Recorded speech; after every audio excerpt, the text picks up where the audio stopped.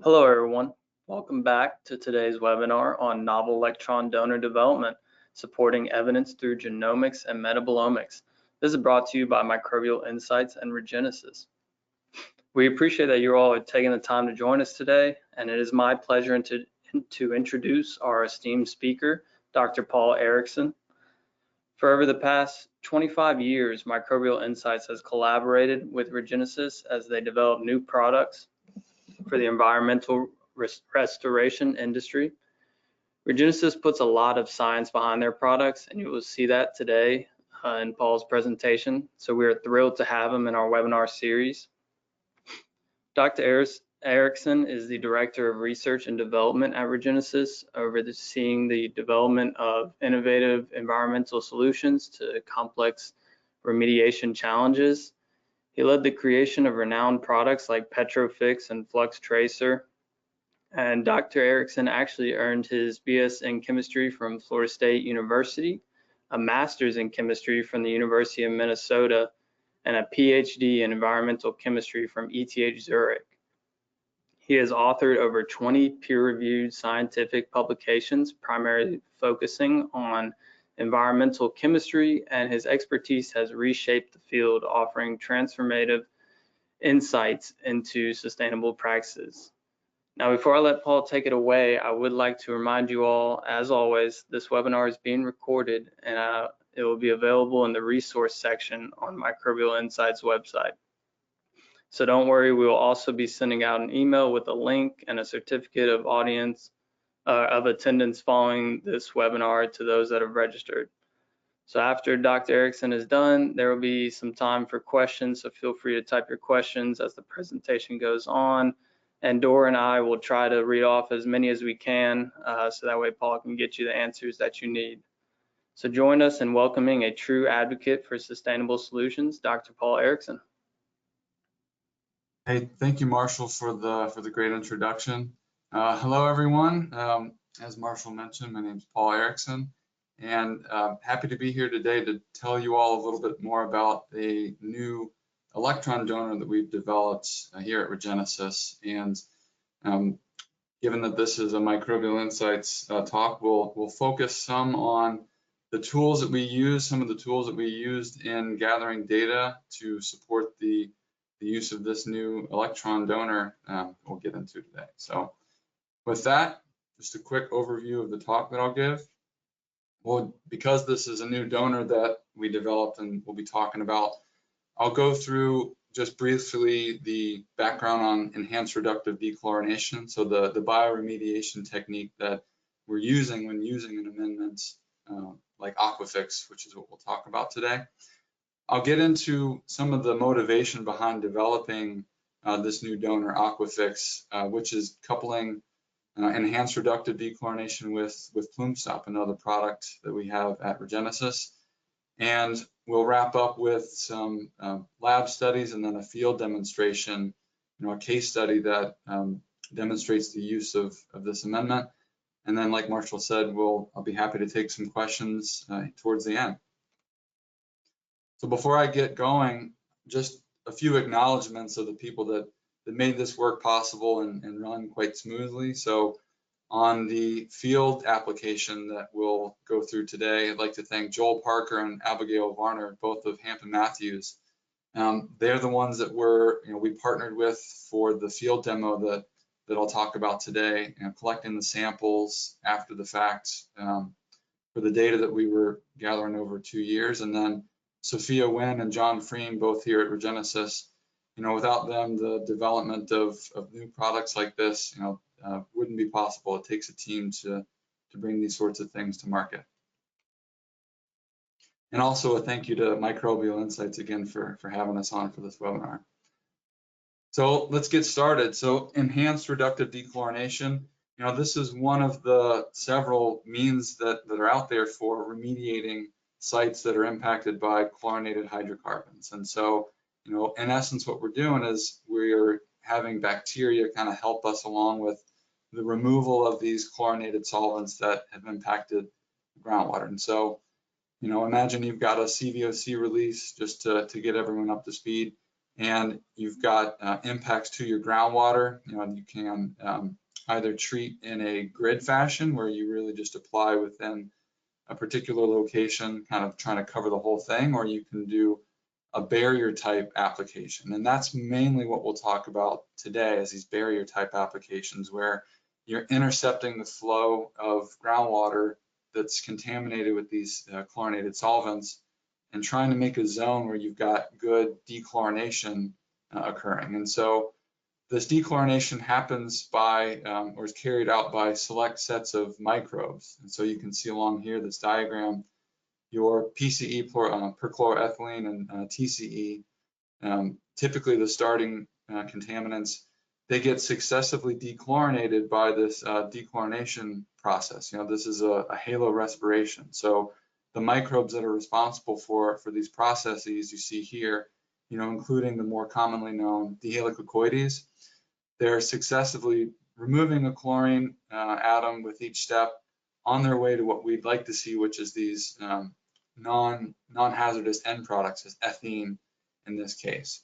And in order to carry this out, these microbes need the right conditions. So there needs to be anaerobic conditions, no competing electron acceptors, given that our chlorinated solvents are electron acceptors. And we also need hydrogen. And so we've got to have fermenters that are present and producing hydrogen in these locations that's also used by these microbes driving these processes that we're trying to get going and sustain in the subsurface. And that really sums up what bioremediation is and what we're trying to achieve with this amendment that we're going to talk about today, this new electron donor. And we like to couple this process, with another product that we have at Regenesis, which is called PlumeStop. And in essence, what this is it's a colloidal activated carbon. So it's something that we can distribute in the subsurface and make this highly sorptive zone that is able to sorb out your contaminants. So one of the real benefits that clients like about this is that you get immediate reductions in the concentrations in your groundwater, in these zones that we treat and down gradient of these zones that we see. And then that's a control on your mass flux. So your contaminant mass flux is dropping quite rapidly and is maintained within this area. And what we're aiming to do is then encourage the biodegradation of these contaminants that are within this zone. And that's much of what we'll talk about when we get to the case study, looking for evidence that this is occurring. But again, you've got this zone that we treat with our activated carbon, and within that same zone, we'd like to put some electron donor that is going to keep these microbes that we're looking to turn over these chlorinated solvents onto ethene, keep them within the redox zone they need to be, give them the materials they need to thrive. And doing this together with this activated carbon allows us to work in a smaller footprint with PlumeStop. And so if we've got this activated carbon mixed in with a compatible electron donor, you're really setting up a long-term treatment within this zone, because you've got now your contaminants that are sorbing, they're able to be biodegraded when they've got what they need. You get regeneration on the activated carbon because you've got now a destruction mechanism through the bioactivity that's going on.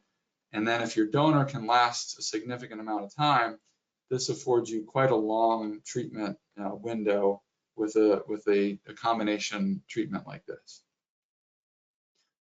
And so looking to couple our PlumeStop with a donor, you have a few different parameters that you have to keep in mind when setting up a treatment that's going to last a long time and be also compatible with this activated carbon-based flux control that we're using with PlumeStop. And so this, you can see here, is a list of the common amendments that have been used for decades now. This treatment approach, this bioremediation approach for chlorinated solvents, well established, and the use of these amendments as well. But what I'll do is kind of walk through some of the pros and cons of these types of materials and what they mean when you're trying to use them with an activated carbon-based approach like PlumeStop. And so we've got our application method, how you're actually getting them in the ground is what this means. Distribution is how well, once you're injecting this material, how well does it move, or what means do you have to use to move it. the persistence, how long will this treatment last after you've applied it in the subsurface, and then the compatibility with activated carbon. And so our first category here is our soluble electron donors. So think lactate, molasses, generally things that are water soluble. These are some of the earlier, more widely used donors, and they're easy to apply. Their distribution is quite good given that they're water soluble. They'll move wherever you can inject water in an aquifer. But given that they are so mobile, the persistence is quite low. And so that's really the only downside to using these types of amendments. You have to come back and return to the site for reapplications. And given that they are generally water soluble, they don't absorb onto activated carbon, which is what's interfering with the absorption that we're trying to do. We want that activated carbon amendment there to absorb our contaminants, control the flux of our contaminants. And if you've got a donor that also is able to quite strongly to your activated carbon, that inhibits the action of that carbon that you're looking for. But for soluble donors, no issues there, and so that's a pro. Your other options are emulsified oils. Again, they can be distributed quite easily, which is in application is quite smooth. They have strong persistence as well, but again, this interference on the activated carbon is what's concerning with an EVO or 3DME, which is an offered product by Regenesis. And then finally, solids here. They are compatible with activated carbon, given that the release is quite slow from the donor material. But the application method is they generally need to be fractured in, and the distribution is quite poor. You're relying on these fractured in materials to slowly break down and generate the hydrogen from the fermentation products. But in theory, they would be compatible with activated carbon. And so really for all those reasons, we sought out to develop a new donor that we could co-apply with Plume Stop and would have all the same attributes of this amendment that we're used to working with. Apologies here. And so that was the rationale behind developing Aquafix. And so what this material is it's a solid organic substrate, very small in size, 0.5 micron or so of the particle size, but they are solids. It's actually an emulsified natural wax, and it's blended with fast release components. So it does have a lactate component to help kickstart bio and drive down your reducing conditions where you need them to keep strong ERD going. And it has various micronutrients in there that we know you're better off having, or you prefer to have on these sites to ensure good activity. And I'll talk about some of the data we've collected that demonstrates that we expect that with an amendment like this, you can get TOC, total organic carbon release, for long enough to match the project life cycle of a treatment like Plume Stop. And so that's really what we were after. So first, a quick look at laboratory studies. So before we took this to the field, we wanted to understand that these amendments work in the lab, and so that's what these data are here that we'll walk through. And so in closed microcosm studies, we're looking to see the activity of Aquafix. How well does it promote dechlorination of TCE in this case? And so these bottles were spiked with a culture, so BDI plus, a dihelicocoides containing culture. And then we successively spiked it with TCE at various time points, looking to see, are we getting dechlorination of our starting products on through to ethene or removal, and then is this a process that can continue for a period of time? And so we'll walk through the data, and so you can see that we do get dechlorination, and you can see the initial spike here was TCE at 10 milligrams per liter, and then you get your initial drop in TCE, and then with each successive spike that we then look, you see that you get further degradation of your TCE. So just really confirming that in under ideal conditions in the lab, does this amendment work the way that we want it to support the dechlorination of chlorinated solvents, and can you do this on a continual basis? And so what you can see is after 3 months, you've got the activity you're looking for. And just to zoom in on the beginning, going back to the initial slide that we looked at where you've got this cascade of daughter products that one expects with this process. So starting with TCE, which then degrades onto cis DCE, which we see come up and then eventually go down as well. Also cycling through vinyl chloride, and then not measured here but present is ethene as our final product. So this is just a lab demonstration of what we expect using Aquafix in this case, just in a batch study. So, I mentioned in the intro that Aquafix, an amendment like this, we expect that you can get longevity pushing 10 years or more. And so this is, and I'll walk through an experiment that we did to try and verify that, gather some data on why we expect a longevity in line with that. And so what we did is basically we simulated the flushing of an area that has received this amendment. So we started with 1,000 ml jars, and to each of these jars we put 20 grams of our organic substrate that we're going to talk about here in this figure. And bottles were all anoxic to start and then kept anoxic throughout. And initially we spiked it with BDI+. Again, this is our dihelicocoides containing culture. Not because we're adding chlorinated solvents to these bottles, but really just to seed it with an anaerobic consortium. So within these products, or just naturally present, there's there are anaerobic bacteria, fermenters that we need. And so we just wanted to seed it so that we've got something that's generating this hydrogen and utilizing this TOC. But I mentioned this is a flush out experiment. So every 2 weeks we would take 10% of the volume that was present in these jars, and we would replace it with fresh anoxic water, TOC anoxic water, and then monitor with time what the change in organic carbon is in these vials. And so, what you can see here in this figure is that for soluble donors, sodium lactate we mentioned, you get this really clean looking, it almost looks like a nice exponential decay with time of your TOC. So as we replace the water that's present in the jars with clean water, you're removing some of the TOC that way. That's the flushing. And then the organic carbon is also being utilized to form CO2 and methane, just being mineralized, and that's what you see here. Same story with your oil and lactate. It has the longevity that we mentioned before that is superior to a soluble donor. The particles of your oil droplets, they're sorbing out onto the soil. What I didn't mention is that these jars, which I'll show a quick picture of, they also have a small amount of soil down in the bottom. And so this lag and release that you see, or utilization of your TOC, that's the oil being slowly utilized. But then down here on the bottom, the material that's in Aquafix was present. And if we zoom in, we see that, on a weight basis, all of these jars got about the same TOC to start. But whereas in the sodium lactate case, all of it was present in the dissolve phase right from the get-go. So we get this massive drop.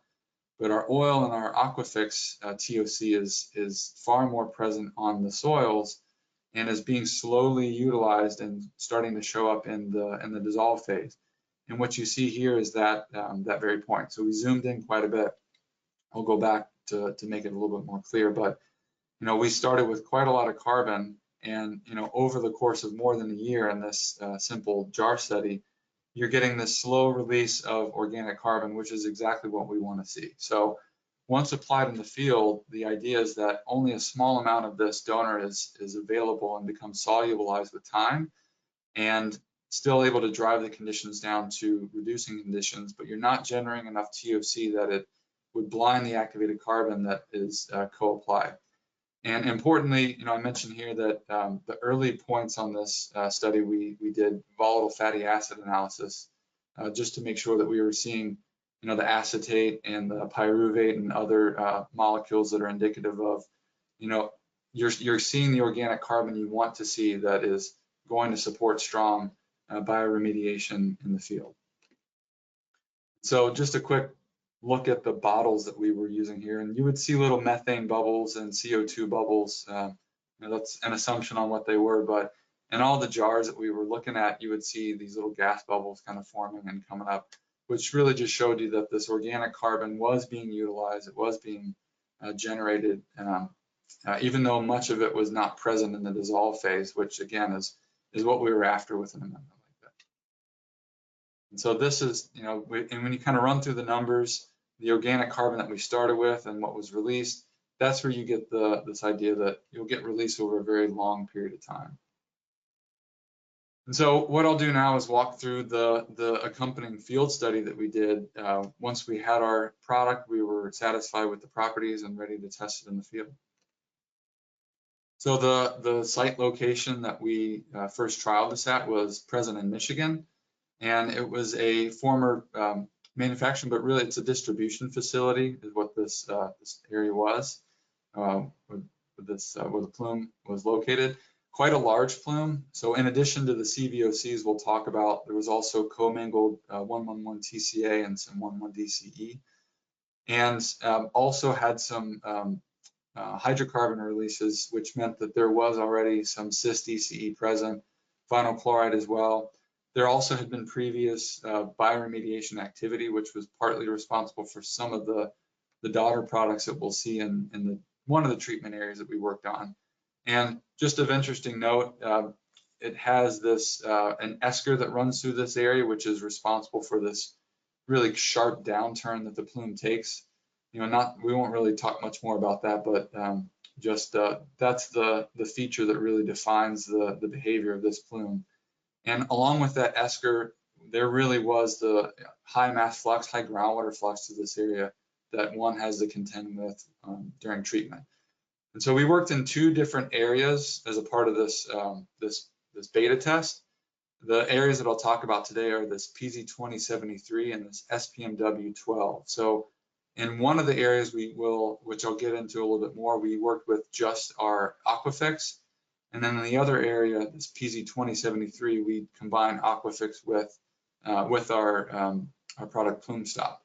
And so the next image you'll see is in the background, you'll see a geoprobe and a trailer. They're sitting on and working over this area here that you'll see in the next photo, just for some context.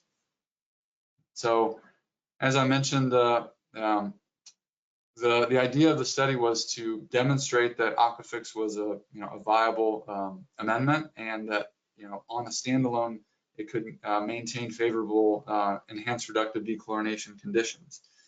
And then, given that all this effort was to develop a Plume Stop compatible donor, we wanted to also test the compatibility with Plume Stop. That was a big focus of the study that we carried out. And so again, the approach, like I mentioned before, was to apply our Aquafix in two different areas. One, by itself, and again, that's what we're set up here in the background, working on this area that we just had Aquafix alone. And then in one area where we had Plume Stop present as well. And so from the vantage point of the photo, I'm standing in this picture is being taken from about the area that we applied with Aquafix and Plume Stop. So the evaluation that we set up, the way that we were going to collect data and try to understand the performance, the utility of this approach using Aquafix with and without Plume Stop, we're going to collect a number of data here. And so, first was just our classic chlorinated solvents. So are the chemicals that are there that we're concerned about, how are they changing with time? Just classic performance. Along with that, dissolved gases, including methane and ethene. The methane being evidence that you're maintaining reducing conditions. You've got, you usually want to see a little bit of methane. Too much can mean that you perhaps overdosed an area, but a little bit of methane is desirable. It's a good indicator that you've got the right conditions for ERD to occur. And then ethene, obviously, that's our end product. Looking back at the diagram that we've looked at and talked about before in this presentation, we want to see ethene formation. That's the final destination for these CVOCs that we're trying to treat. And then, as the lab study that we spent some time talking about on the TOC, you want to see that you're maintaining TOC levels within your treatment zones. That's the material that's being converted onto hydrogen that your dechlorinators need. So we want to see that our TOC levels are holding steady with time. And then obviously we want to know that the microbes that are responsible for all of this are present, and are they present in the right numbers, in the appropriate numbers. And so, this is the suite of data that we're collecting to try to understand the utility and the activity of our amendments, our approach here. So just a note on microbial analytics and the importance of them in a scenario like this.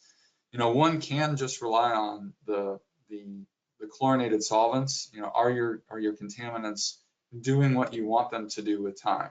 And some might argue that's enough, but the use of microbial data really help you layer on another layer of understanding, and also just it's additional lines of evidence. We always use this term, additional lines of evidence, but really there's something to that because it paints a better picture of exactly what's going on.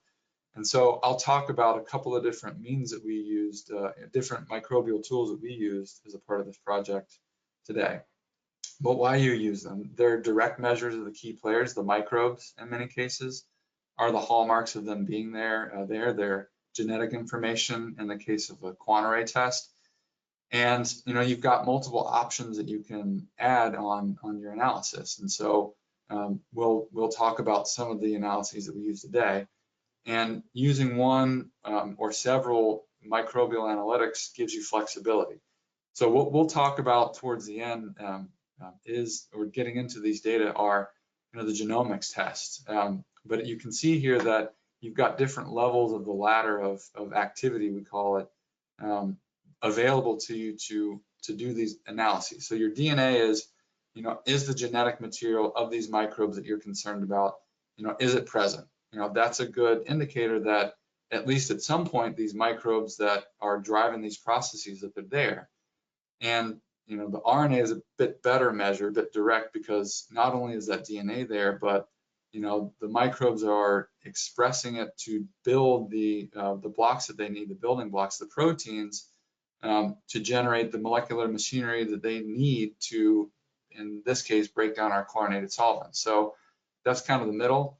And we'll talk about a newer approach that Microbial Insights is offering, which is a metabolomics approach called meta-array, which that really looks at the actual day-to-day molecules that these microbes need to use or are actually secreting, and are evidence that not only are the microbes there, but they're active and they're participating in these processes, including dechlorination, that you want to see on the site to demonstrate that you're getting removal of these chlorinated solvents in our case, and that's really what you want to see.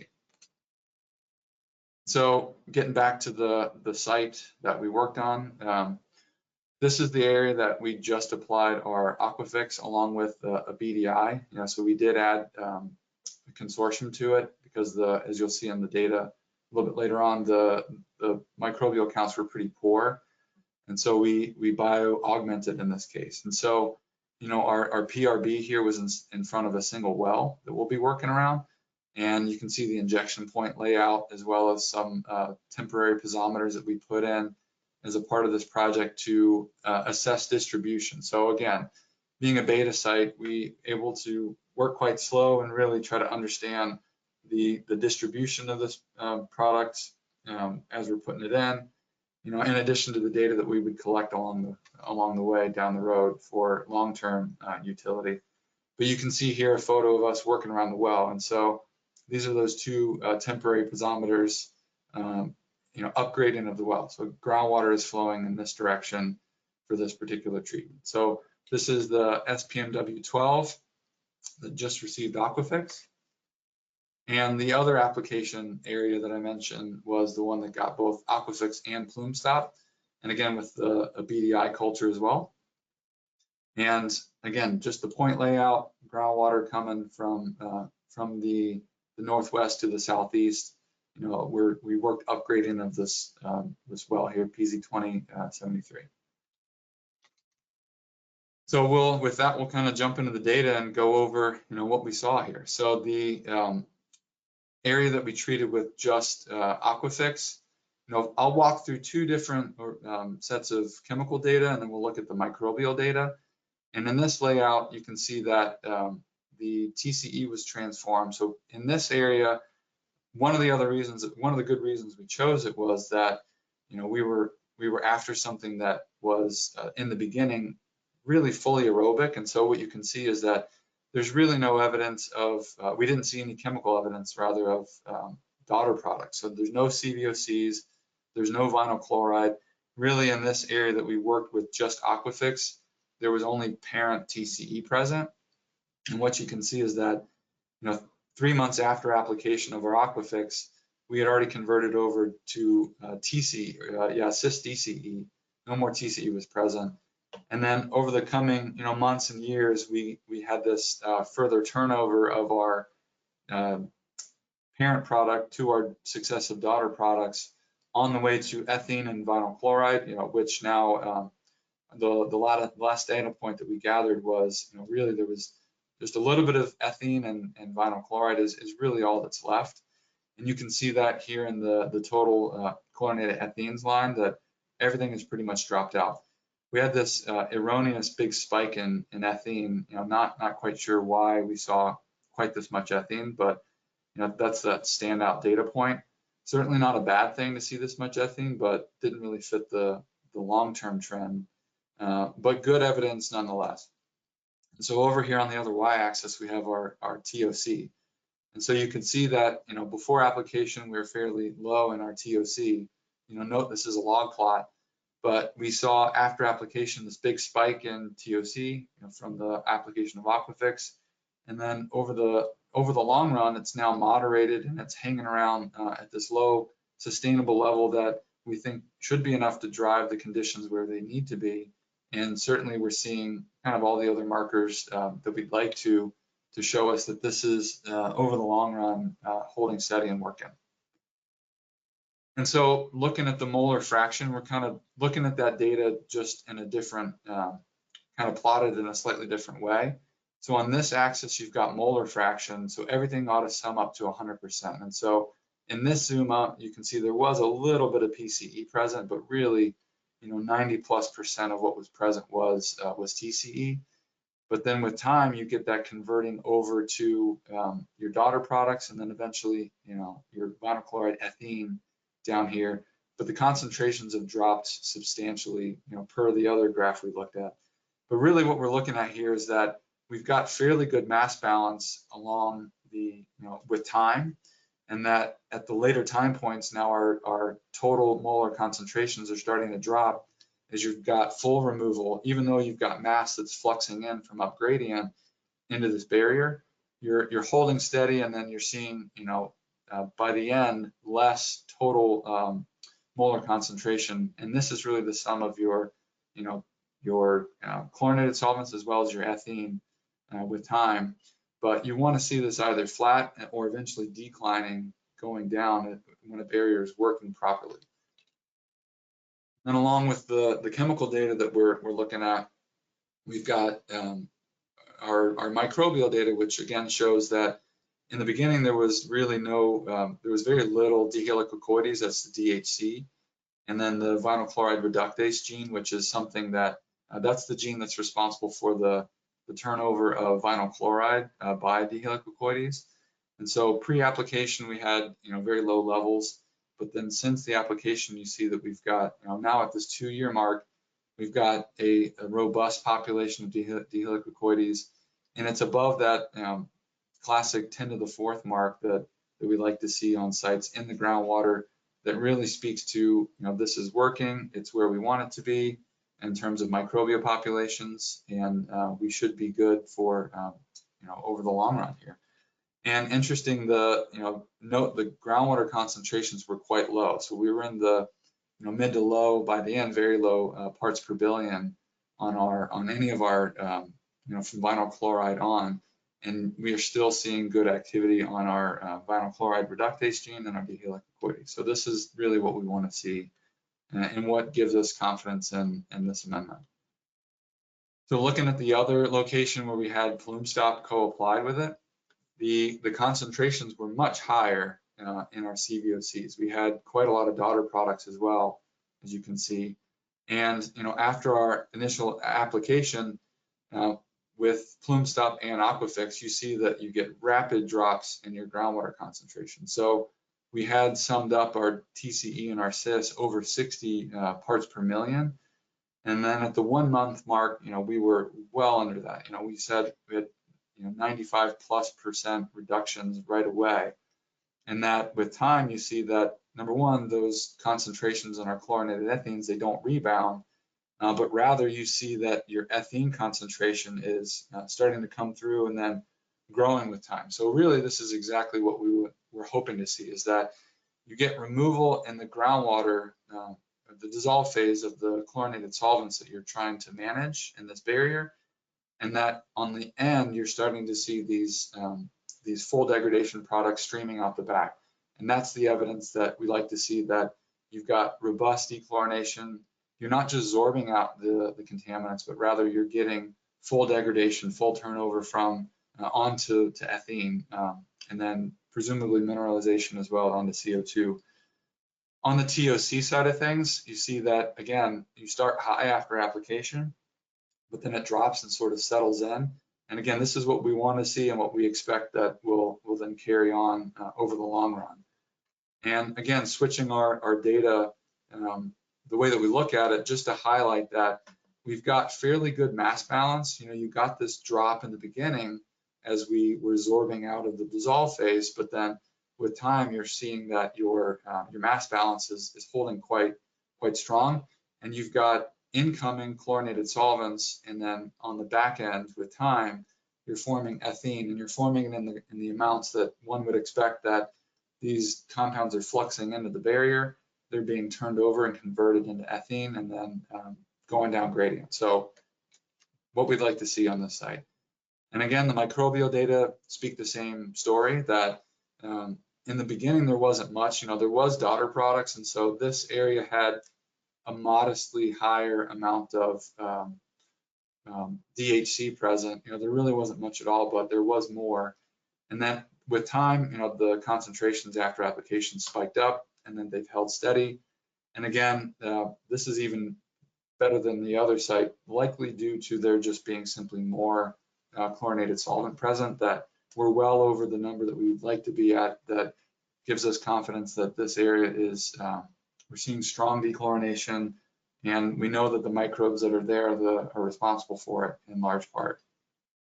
So that's these are data that we collected by Quantarray, and not too long, I'd say like halfway through this test, when we were collecting these data, Microbial Insights approached us about a new method that they were developing, which is this meta-array analysis.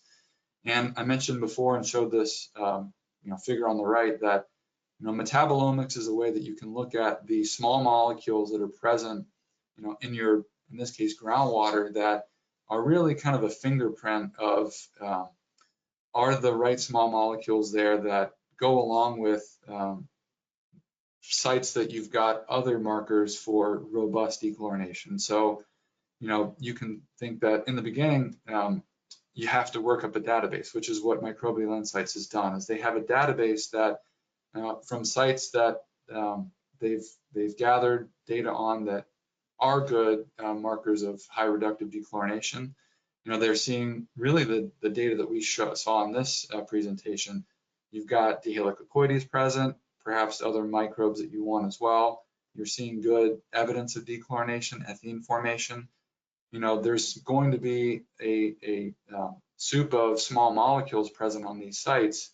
And what the meta-array analysis allows you to do is you can look instead of, or alongside in many cases, those genomics analysis, you can look a little bit more faster and at a lower cost at these small molecule fingerprints and see, do I have on my site the same small molecules present that one would have on a site that shows high reductive dechlorination potential.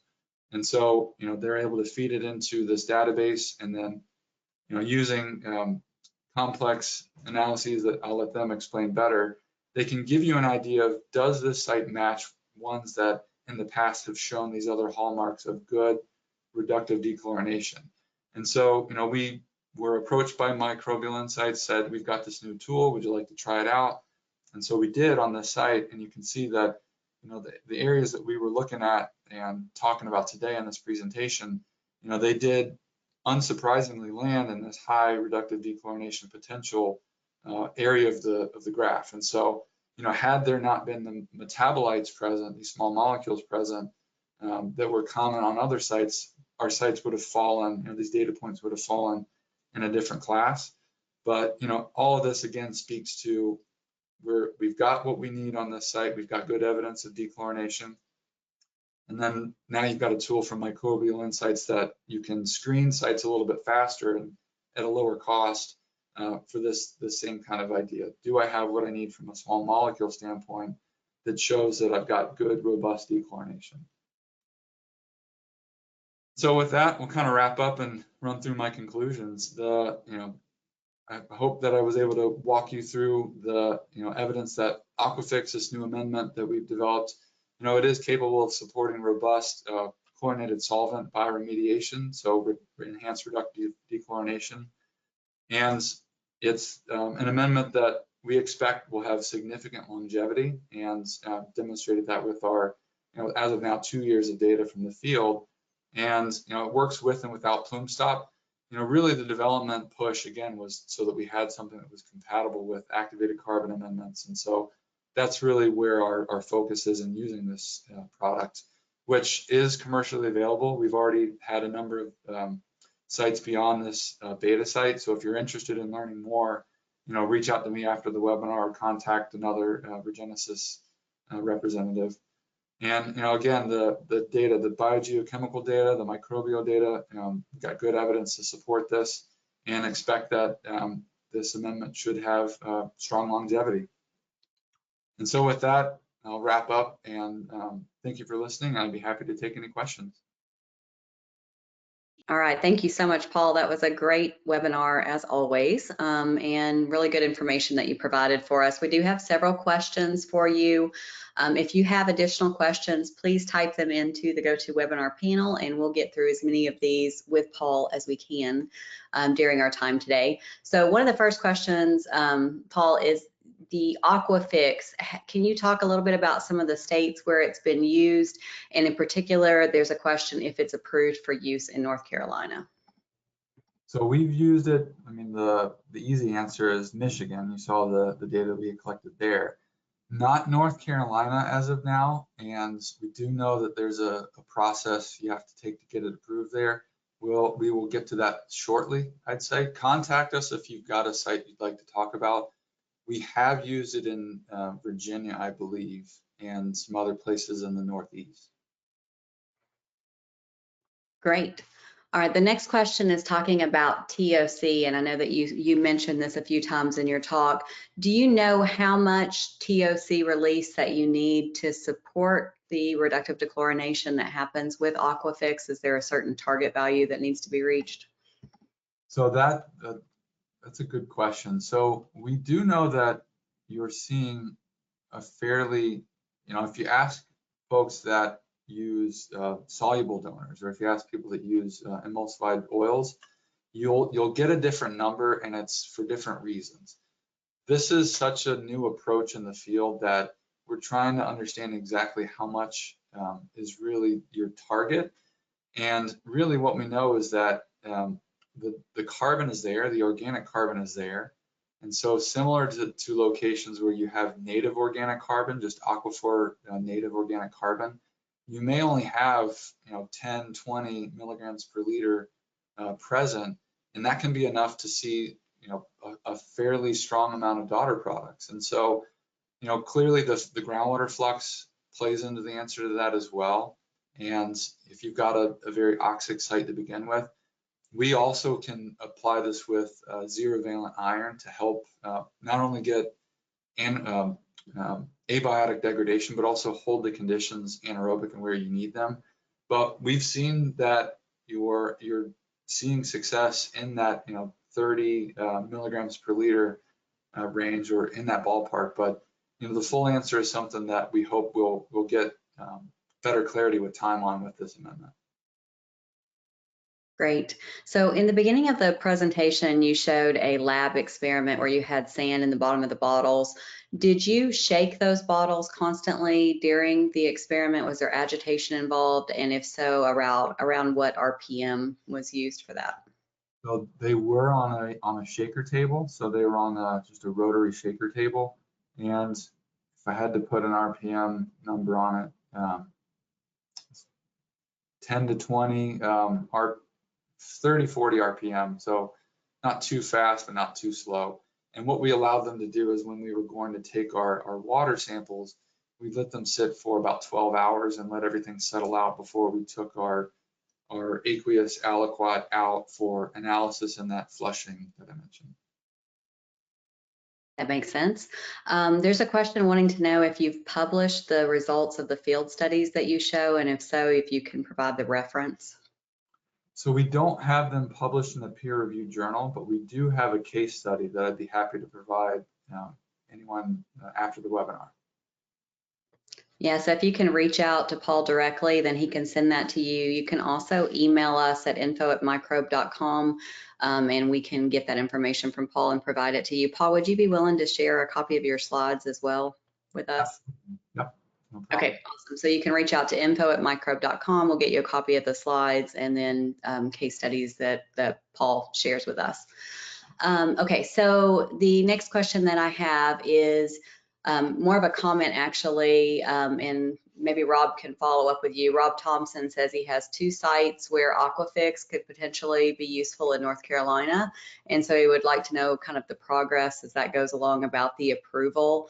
And he said that, he had supported you guys with Plume Stop in North Carolina. So if Aquafix gets that approval, he'd like to try it there as well.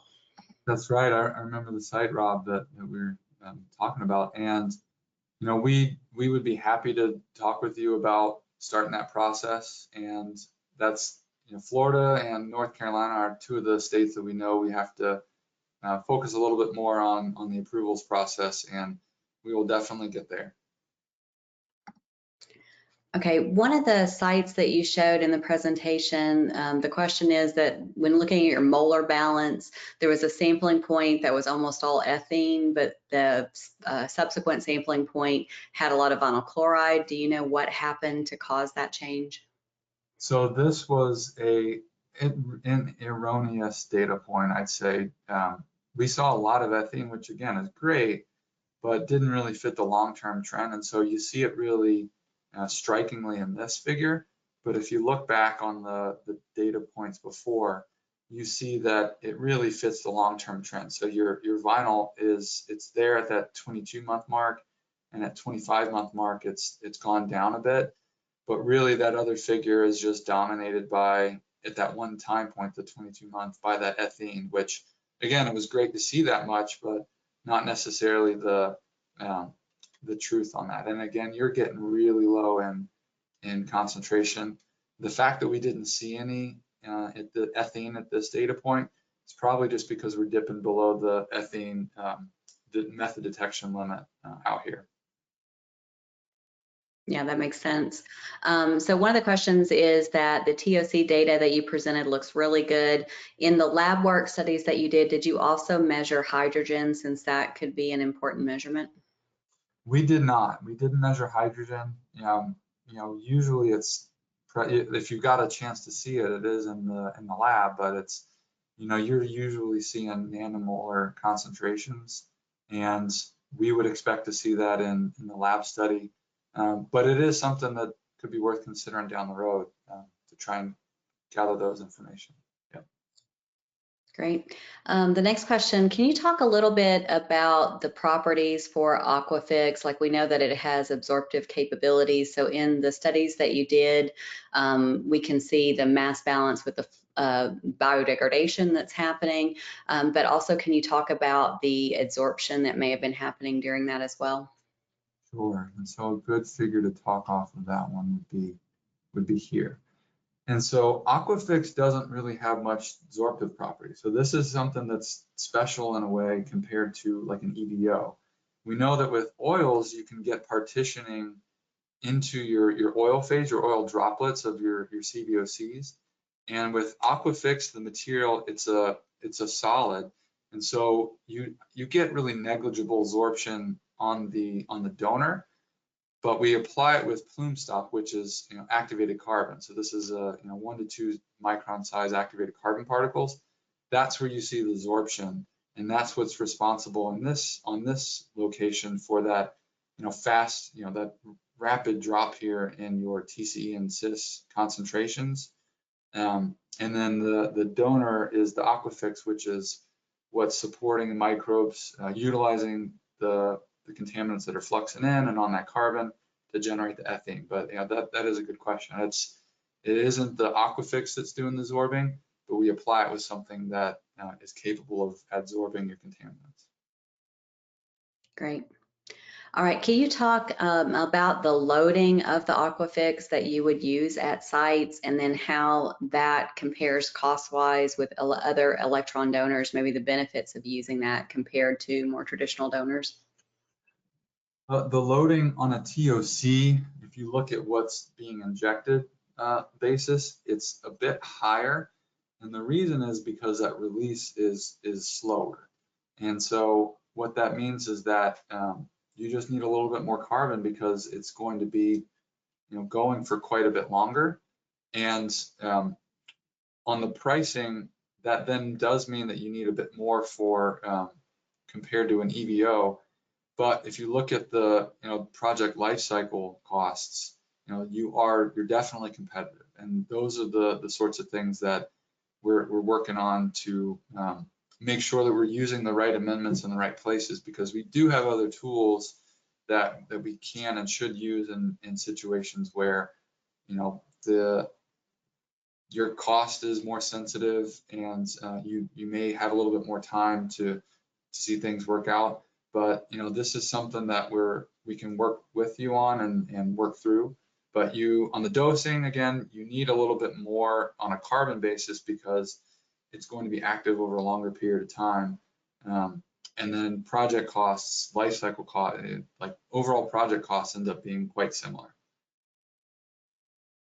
Okay, the last question that we have for you this morning is, do you have any issues with distribution of the product? Can you talk a little bit about the radius of injection from points and what you're seeing, if there's any viscosity issues with the injection of the product?